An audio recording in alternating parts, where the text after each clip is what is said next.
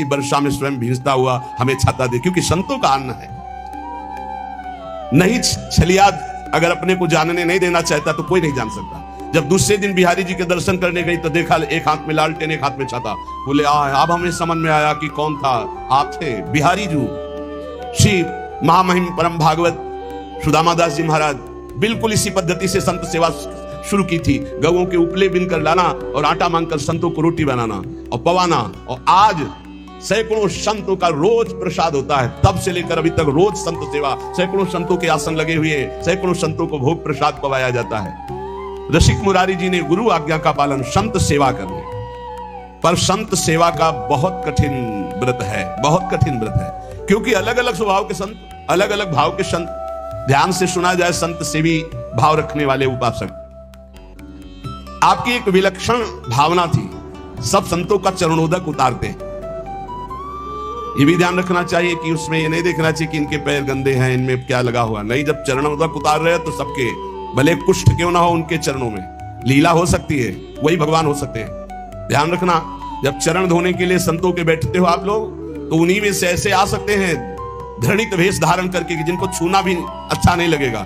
बहुत चाव भाव से उनके चरण धो। ये मत सोचो कि इनके पैर कैसे घृणित है, घाव है, क्या है, ऐसा नहीं। बिल्कुल सावधान, लीला कर सकते हैं, हरि हैं, बड़े लीला बिहारी हैं। रसिक मुरारी जी के धन क्या था? संतों का चरण उदक भर भर के माट में ऐसे ऊपर विराजमान किए आसन पे, और रोज उनकी परिक्रमा, रोज साष्टांग दंडवत, और रोज चरणामृत पान, रोज चरणामृत उतरवाना और संतों को भोग पवाना। संतों के चरणामृत में किसी भाग्यशाली की निष्ठा होती है। मटकों में भर भर के रख के जैसे कोई संपत्ति रखता है, ऐसे बड़ी कृपा है, गुरुजनों की बड़ी कृपा है जिनको संत चरणामृत में। और जब से वैष्णव मार्ग मिला तब से गुरु कृपा से नित्य चरणामृत मिलता है। 500 वर्ष पहले महापुरुषों के जो चरणामृत है वो आ करके अपने आप कृपा करके दे गए। ये तुलसीदास जी का चरणामृत है, ये अमुक संत का चरणामृत है। तो गुरु कृपा से बहुत से पात्रों में चरणामृत ऐसे रखा, रोज दर्शन, रोज पान, रोज सौभाग्य मिलता है। चरणामृत उसकी पूजा करते, आरती उतारते, परिक्रमा करते, दंडवत करते संतों की चरणामृत की। चरणामृत की निष्ठा जबान में सबसे पहले चरणामृत। कई बार ये लीला होती, वहां अलग चरणामृत, यहां अलग चरणामृत रखा। पहले चरणामृत, फिर जो कुछ बाल भोग जो भी मिले, पहले चरणामृत, भोजन तो पहले चरणामृत। चरणामृत की निष्ठा होनी चाहिए। ऐसा नहीं कि भोजन देखा टूट पड़े। श्रीधर बाबा जी की हमने निष्ठा देखी, अगर चरणामृत बोले बाबा चरणामृत तो संपन्न हो गया, तो फिर प्रसाद नहीं पाते। फिर दूसरे दिन चरणामृत जब मिलेगा तभी प्रसाद पाएंगे। बड़ी निष्ठा होनी चाहिए चरणामृत में, संत चरणामृत में। कभी कभी विचित्र लीला हुई, संत चरणामृत उतारा गया और 4 दिन के बाद दुर्गंध प्रकट हो गई। अब इतनी कीमती चीज कैसे फैला गई? तब फिर आया कि उसे ढक्कन खोल के रख दो, 10 दिन अपने आप सब खत्म और निर्मल। ऐसा कभी चरणामृत हो तो फेंकना नहीं, उसको बड़े ढक्कन वाले में ऐसे पात्र में रख के ढक्कन खोल के ऊपर से महीन कपड़ा रखकर छोड़ दो। वो 10-15 दिन में एकदम बहुत स्वादिष्ट और उसकी दुर्गंध खत्म हो जाएगी। लीलाएं होती हैं, उसको दुर्गंध समझ के फेंक मत देना। वैष्णव जनों की ये निष्ठा होती है। चरणामृत से बहुत दिव्यताएं प्राप्त हो जाती है, बहुत दिव्यताएं प्राप्त होती है। जब तक गुरु वचनों पर विश्वास नहीं होता तब तक बल नहीं आता अध्यात्म का। आपके हृदय में संत वैष्णवों के प्रति अपार सुख देने की भावना आ गई, क्योंकि गुरुदेव ने कहा संत सेवा में ही भगवान की प्राप्ति होगी। श्री प्रियादास जी कह रहे कि रसिक मुरारी जी की संत सेवा की महिमा का वर्णन या संतों के प्रतिभाव का वर्णन एक जिह्वा में कैसे करूं? मतलब इतनी अपार संत सेवा की भावना, मेरी बुद्धि थकित हो जाती इनकी महिमा देख करके संत सेवा की। आप बड़े समारोह से श्री गुरु उत्सव मनाया करते थे। उसमें पूरे दिन कथा, कीर्तन, सत्संग, भोज, भंडारा होता रहता था। सब संतों को बड़ा सुख प्रदान करते थे। यह उत्सव 12 दिन तक लगातार गुरु उत्सव चलता। 12 दिन भक्तों की भीड़ रहती, जो देखने में अत्यंत आनंद प्रदान करने वाली होती है। गुरु उत्सव, इस उत्सव का नाम दंडोत्सव है। इस संबंध में कथा आती है कि इनके गुरुदेव श्री श्यामानंद जी श्री वृंदावन में जब वास करते थे तो नित्य प्रति सेवा कुंज में सोहनी लगाते थे। सोहनी लगाना हमारे ब्रज की बहुत बड़ी उपासना है, जिसे साधारण भाषा में कहते हैं झाड़ू लगाना, तो यहाँ सोहनी लगाना कहते हैं। तो रोज सेवा कुंज में सोहनी लगाते थे। सेवा कुंज में प्रिया प्रीतम नित्य विहार करते हैं, तो इनको एक अपार सुख मिलता कि मेरे श्यामा श्याम यहाँ विहार करते, मुझे सोहनी सेवा का सौभाग्य मिला, मैं उनकी दासी हूं। बाहर वो सोहनी लगाते समय बड़े गौर से वो एक एक लता के नीचे एक एक चरण चिन्ह को देखते हैं। कहीं प्रियालाल के चरण चिन्ह तो नहीं है, कहीं किसी लता के नीचे प्रियालाल विराजमान तो नहीं हुई। प्रियालाल के चरण चिन्हों के कभी कभी उनको दर्शन हो जाते तो बड़े भाव में मगन हो जाते। कभी कभी युगल चरणारविंद के दर्शन होते। कैसे पहचान होती कि प्रियालाल के चरण चिन्ह? क्योंकि प्रियालाल के चरण में 19 चिन्ह हैं, चरण चिन्ह। सबके साधारण चरण ऐसे, प्रियालाल के चरणों में चरण चिन्ह हैं, उनको देखकर पहचान होती ये युगल सरकार के चरण चिन्ह हैं। बड़े भाव में मगन हो जाते सोहनी लगाते हुए। सेवा कुंज में सोहनी सेवा करते। एक दिन प्रियाजू ने इन्हें दर्शन देने की इच्छा की। सेवा में बड़ी सामर्थ्य, इसलिए कहते हैं कि वृंदावन में कहीं भी थोड़ी सोहनी लगा दोगे तो तुम्हारे भाग्य में सोहनी लग जाएगी, सब कूड़ा करकट अशुभ प्रारब्ध नष्ट हो जाएगा। श्री जी की इच्छा हुई दर्शन देने की, पर श्री जी सीधे दर्शन नहीं दे सकती। जब तक किसी सखी का कृपा प्रसाद नहीं प्राप्त होगा तो श्री जी इच्छा भी करेंगी तो दर्शन नहीं दे पाएंगे। इसलिए ये आचार्य रूपा सहचर्या, इनकी कृपा पहले प्राप्त होनी चाहिए, तब श्री जी के दर्शन होंगे। नहीं, श्री जी के दर्शन की एक मर्यादा है। बिना सखी के दर्शन के, बिना सखी अनुग्रह के श्री जी का दर्शन, इच्छा हुई श्री जी के दर्शन की तो डायरेक्ट आकर के दर्शन नहीं दिया। अनुग्रहमयी श्री जी ने पहले सखी की अनुकूलता हो, सखी दर्शन दे, तब दर्शन का विधान बने। एक दिन श्री जी ने जानबूझकर अपने श्री चरण का एक नूपुर छोड़ दिया सेवा कुंज में। अब प्रातः काल श्री श्यामानंद जी सोहनी लगाते थे, तो जे ही लगाया तो देखा बड़ा कीमती अद्भुत नूपुर, बड़ा आनंद मिल रहा है। विचार किया किसी नवविवाहिता का होगा, ढूंढने आएगी, दे देंगे। तो अपने अचला की छोर में संत है, बांधकर अपने माथे पे रख के साफा बांध के सोहनी लगाने लगे। सोच रहे थे किसी की बेटी या किसी की नवविवाहिता बहू का ही है, क्योंकि बहुत खोजने आएगा तो देंगे। श्री जी ने अपने आभूषण श्री ललिता जी से कहा कि संभाल करके मंगला के आभूषण रखो। तो उनमें कहा, प्यारी जी आपके एक श्री चरण का नूपुर तो है ही नहीं। तो जानबूझ के श्री जी ने गिराया था, क्योंकि जब तक सखी कृपा नहीं होगी तब तक श्री जी दर्शन नहीं देंगे। जाओ देखो सेवा कुंज में किसी लता के नीचे कहीं अरज कर तो नहीं गिर गया। ललिता जी ने खोज प्रारंभ की तो देखा श्री श्यामानंद जी वयोवृद्ध सोहनी लगा रहे हैं। राधा राधा सोहनी लगा रहे। ललिता जी ने विचार किया, मैं अपने स्वरूप से जाकर के इनसे मांगूंगी तो अच्छा नहीं रहेगा। तो साधारण वेश में गई और कहने लगी कि बाबा यहां सोहनी लगाते नूपुर तो नहीं मिला, यदि मिला हो तो मुझे दे दीजिए। तुम्हारा तो नूपुर नहीं हो सकता, क्योंकि साधारण वेश में ललिता जी थी। अब मेरा नहीं, मेरी बहू का है, लाओ। नहीं, ऐसे तो मैं नहीं दूंगा। तुम्हारी बहू का है तो पहले वो चरण दिखावें जिसमें वो नूपुर बंधा है, और ठीक हमारे जैसा नूपुर है कि नहीं वो। अगर है अभी दे दूंगा, अगर नहीं दिखाया नहीं दूंगा। अंदर आनंद हो रहा है कि इस नूपुर में कुछ तो है, क्योंकि इसकी खोज हुई है और ये जो हमसे बात कर रहे हैं बड़ा अपार आनंद मिल रहा है। पर ये अपने वेश को छुपाए हुए, ये दिव्य है, कोई साधारण नहीं। अरे नाय बाबा तू मुझे दे दे। नहीं नहीं, मैं आपको दे दूं। और थोड़ी देर बाद जिस बहू का गिरा है या जिस बेटी का गिरा है वो आके बोले कि मेरा नूपुर, तो हम तुम्हें कहां खोजेंगे? नहीं, हम तभी देंगे जब दूसरे चरण का नूपुर पहना के, तब हमें वो नूपुर वहां, तो ये नूपुर ले उनके चरण में बांध दो। बहुत हटकिया ललिता जी ने नहीं दिया। तब जाकर श्री जी से बात की तो श्री जी ने कहा, सखी अब तो हम ही को चलना होगा, क्योंकि बहुत जिद की है और श्री जी दर्शन देना चाहती थी, इसलिए ये लीला की। और सखी देखिए रोज मेरी कुंज की सेवा सोहनी सेवा करता है, चलो इसको निहाल करते हैं। देखो कैसी हमारी करुणामयी स्वामिनी, देखो नूपुर भी मिल जाएगा और रोज सोहनी सेवा करता है तो इसका फल भी उसको मिल जाएगा, मेरे दर्शन हो जाएंगे। श्री जी उतावली है दर्शन देने के लिए, इसलिए हमारी स्वामिनी जैसा स्वभाव किसका, सहज स्वभाव पर्यो नवल किशोरी जी को मृदुता दयालुता कृपालुता की राशि है। स्वयं दर्शन का विधान बनाती, अपने नूपुर छोड़ दिए। श्री जी ललिता जी के साथ आई। ललिता जी ने कहा, देखो इनके चरणों की तरफ देखो, वो नूपुर है ना, ऐसा है ना नूपुर? उतारे देख, हाँ साष्टांग चरणों में लौट गए। श्री जी की करुणा देखी, इशारा किया मैं बांधू। श्री जी ने श्री जी के चरणों में नूपुर बांधा और श्री जी ने वरद हस्त श्यामानंद महाप्रभु के मस्तक पर। क्या सौभाग्य! ये कथाएं नहीं है, यही की सत्य घटनाएं हैं। ये घर है श्री जी का घर। ऐसा न समझो किसी युग की कोई हम कथा कह रहे हैं। ये घर है श्री जी का प्यारे। यहां आज भी श्री जी, कैसे तुम्हें बताए, बस वाणी की सामर्थ्य नहीं, कहा कहो एक जीव सखीरी बात की बात बात। श्री जी दुलार कर रही श्यामानंद, मेरी कुंज की सोनी लगाने वाली मेरी ये सखी है, दुलार कर रही। अपने कर कमल से श्री जी के अति दुर्लभ ब्रह्मेश्वरादि सुदरूह पदारविंद, उनमें नूपुर पहला रहे हैं श्री श्यामानंद जी।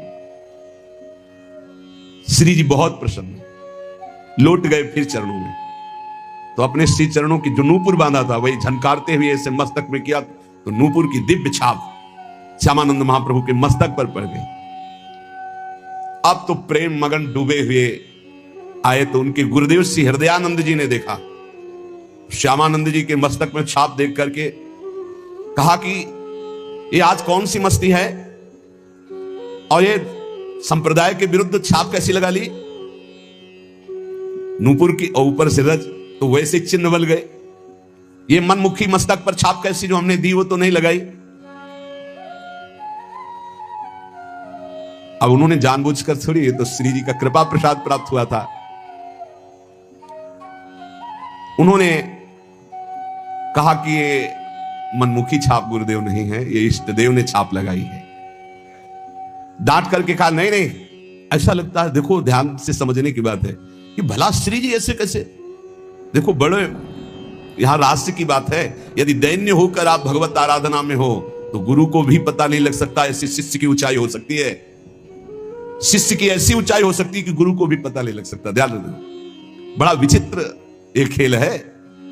दैन्यता से नाभाजी सेवा में लगे हैं तो अग्रदेवाचार्य की जहां स्थिति मानसिक सेवा में, वहां वो तो विचार में लगे, वो पंखा से हटा दिया जो जहाज डूब रहा था सेवक का, इसको कितना बड़ा महान बात है। शिष्य की मानसिक स्थिति गुरु को पता हो, ये कोई बड़ी बात नहीं, लेकिन गुरु की मानसिक स्थिति में शिष्य का प्रवेश हो जाना ये बहुत बड़ी बात है। हृदयानंद जी ने सोचा ये बहाना बना रहा है, डांट कर कहा इसे शीघ्र धो डालो। जो आ गया, श्यामानंद जी ने बहुत धोया, रगड़ रगड़ के, छाप नहीं छूटी। श्री जी की लगाई हुई चिदानंद छाप कैसे छूट सकती। हृदयानंद जी ने तो यह अर्थ लगाया कि इन्होंने ठीक से धोया नहीं, अतः स्वयं बोले इधर आओ, और रगड़ रगड़ के इतना घसा कि मस्तक से रक्त निकलने लगा पर छाप नहीं छूटी। तब वो सहम गए और कहा सत्य श्री जी की छाप लगाई हुई है। तो उनका हाँ गुरुदेव, धन्य है तुम्हारा जीवन, धन्य। विश्वास हो गया कि श्री जी ने तुम्हें स्वीकार कर लिया है। जो वैष्णव जन और सब थे बोले धन्य है। पर हृदयानंद जी ने कहा कि फिर भी हम ये मानेंगे कि तुमने हमारे तिलक की जगह छाप लगाई, इसलिए अपराध है, इसलिए हम वैष्णव समाज में दंड निर्धारित करेंगे। देखो गुरुजनों की बड़ी विचित्र लीला होती, बड़ी विचित्र लीला होती। सब वैष्णव समाज के बीच में कहने मैं तुम्हें दंड दूंगा। तो हृदय से आ रहा है कि गुरुदेव आपकी कृपा से ही तो मुझे श्री जी ने सच्ची भाव दिया है, ये छाप लगाई है। श्यामानंद जी को अपने नूपुर की छाप देकर अपने परिकर में श्री जी मिला लिया है। ये सुबल सखा प्रकट हुए और उन्होंने पूरी वैष्णव मंडली के बीच में कहा कि मैं साक्षी देता हूं कि इन्होंने अपने आप से नहीं, स्वयं श्री जी महारानी जी ने प्रकट होकर छाप दी। और सुबल इतना बोलकर वही तमाल का वृक्ष था, वृक्ष रूप में ही, तो उनको लगा कि लता पता ये सब सखा है, सब श्री जी के निज परिकर है। तब उन्हें आया कि ये श्री जी ने छाप लगाई है। तत्काल दिव्य वाणी हुई, हृदयानंद जी अब तो विश्वास कर लो कि तुम्हारा शिष्य जहां तुम्हारी पहुंच नहीं वहां है, श्री जी के निज परिकर में मिल चुका है। अब वो सहम गए। अगर दैन्य शिष्य है और गुरु थोड़ा भी मनमानी कर जाए तो गुरु के भी हृदय में दाह जलन पैदा हो जाएगी। मान गए श्री हृदयानंद जी। श्री हृदयानंद जी मान तो गए, लेकिन उनका हृदय जलने लगा कि गलती हो गई, शिष्य के प्रति गलती हो गई। वैष्णवों ने कहा कि देखो हृदयानंद जी, आपने हम सबको एकत्रित किया था श्यामानंद जी को दंड देने के लिए, लेकिन आज हम आपके ऊपर दंड लगा रहे हैं क्योंकि आपने गलत किया। अपने शिष्य के माथे को इतना रगड़ा, रक्त प्रवाह, और वो कह रहे हैं श्री जी ने किया, फिर भी आप नहीं मान रहे। तो तमाल वृक्ष से सुबल सखा प्रकट होकर के साक्षी दिया। तो अब ये दिव्य है जो वाणी आपके अंदर आकर विश्वास दिलाई, तो अब हम आपको क्षमा नहीं करेंगे। इसके प्रायश्चित में 12 दिन तक आपको संतों को प्रसाद पवाना होगा, अखंड 12 दिन कीर्तन चलेगा, भगवत चर्चा चलेगी, ये दंड है आपको। तो उस दिन से दंडोत्सव मनाया जाने लगा हृदयानंद जी के। श्यामानंद जी तत्काल समस्त वैष्णवों के समक्ष खड़े होकर हाथ जोड़कर कहा कि गुरुदेव को जो ये दंड शब्द कहा गया है, ये मैं स्वीकार करता हूं। आज से ये दंडोत्सव मैं करूंगा।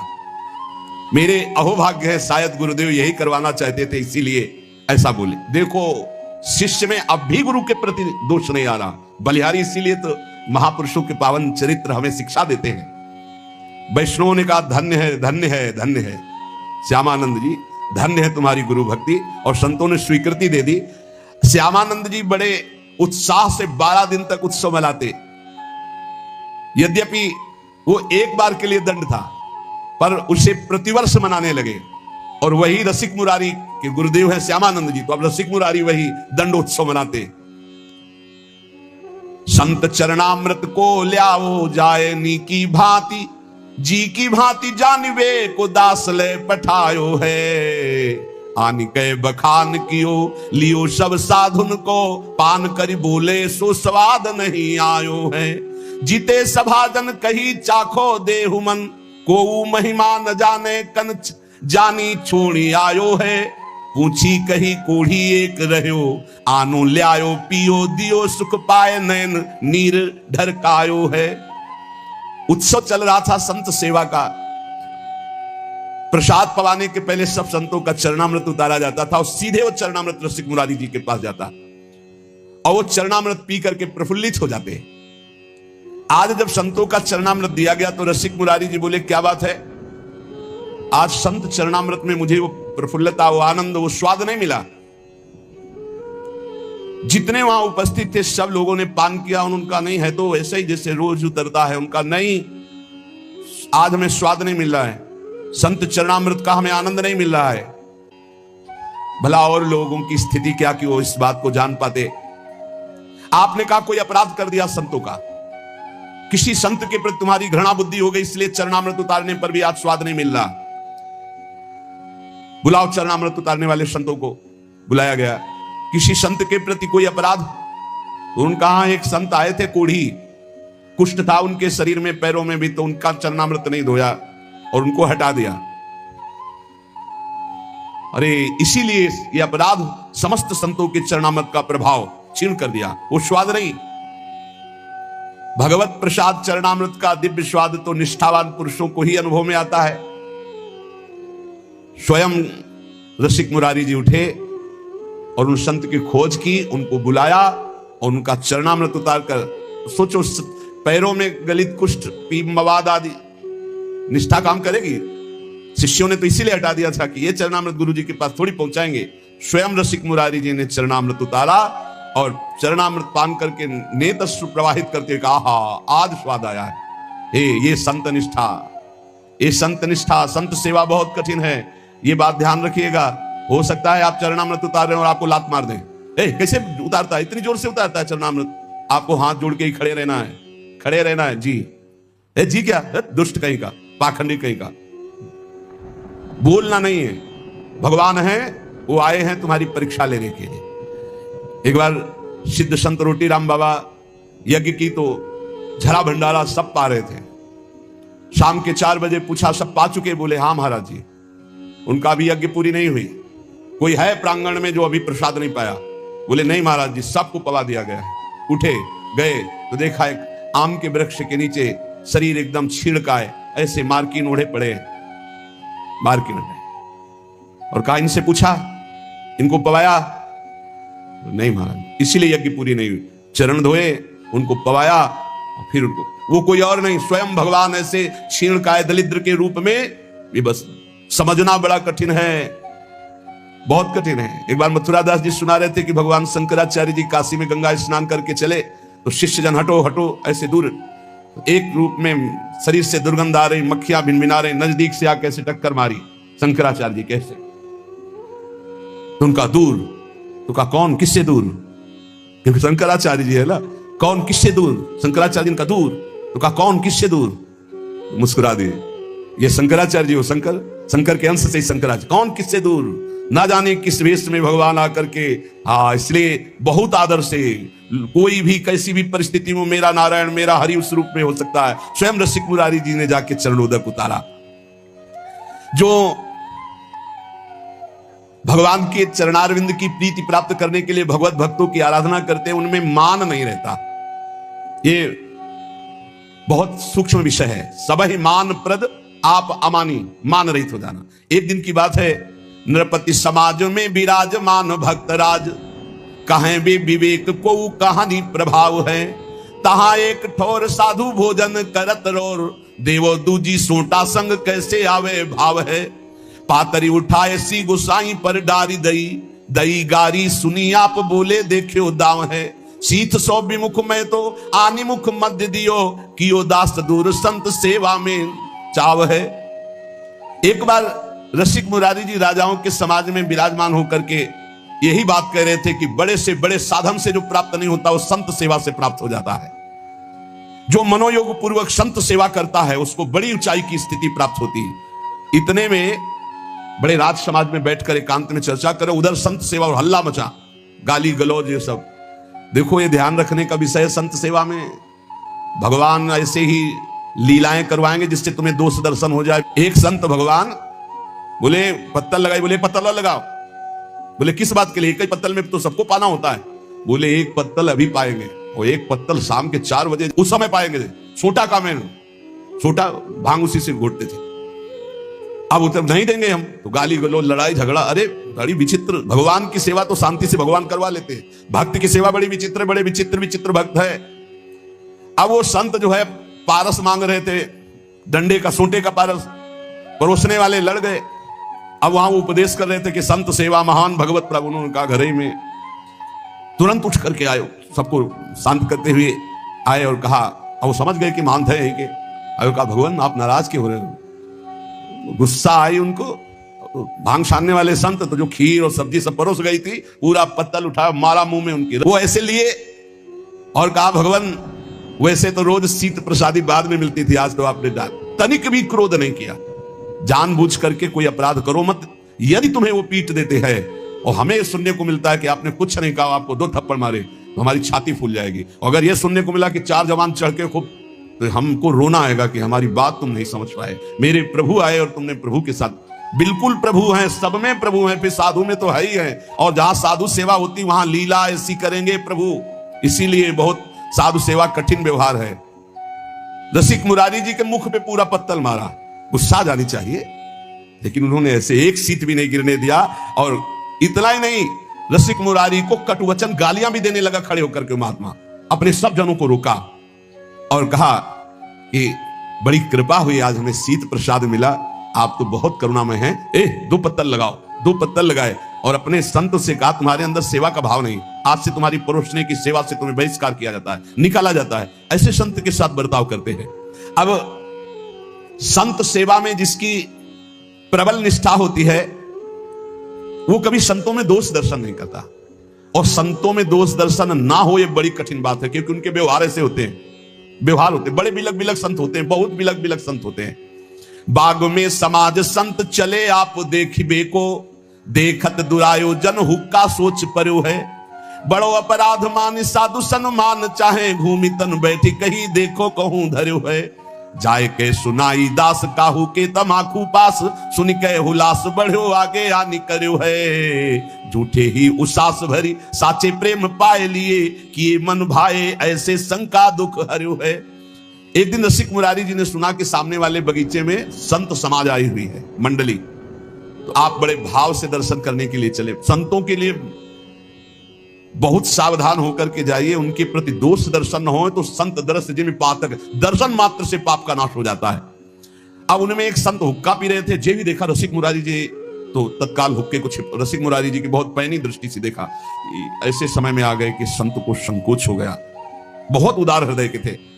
आपको आते देखकर कि इतने महान संत आ रहे हैं, क्या सोचेंगे कि संत मंडली में संत जन हुक्का पीते हैं। परमानंद जी की पक्की, जहां दंभ और पाखंड की रेखा भी नहीं है, शरीर शुद्ध नहीं है, ऐसे महापुरुषों को इनकी बातों में, दृश्यों में नहीं जाया जाता। वो ऐसी लीला करते कि कोई नहीं मानने को तैयार कि इतनी उच्च कोटि के संत हैं। यही बार बार लगता है, हे भगवान कैसी माया विचित्र है। देखो दर्शन करने आए तो बिल्कुल बालवत चेहरा, विशाल शरीर, बालक सा चेहरा, मंद मुस्कान से, बहू कढ़ी बना लेते हो? हाँ स्वामी जी, बहुत वर्ष हो गए कढ़ी नहीं पाया, मिलेगी थोड़ी कढ़ी? तो स्वामी जी घर से बना के ले आओ कढ़ी, ले आओ, कढ़ी लेने चलेंगे।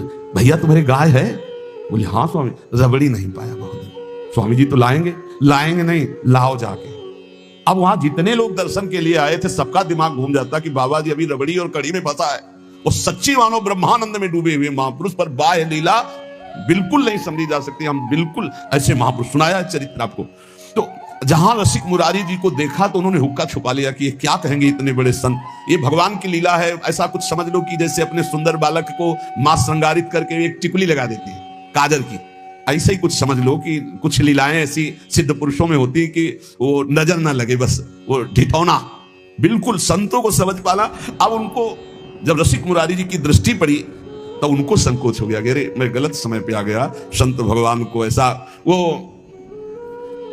ऐसे करके वहीं बैठ गए, मानो भारी पीड़ा हो गई। क्या हो गया, क्या हो गया महाराज को, क्या हो गया?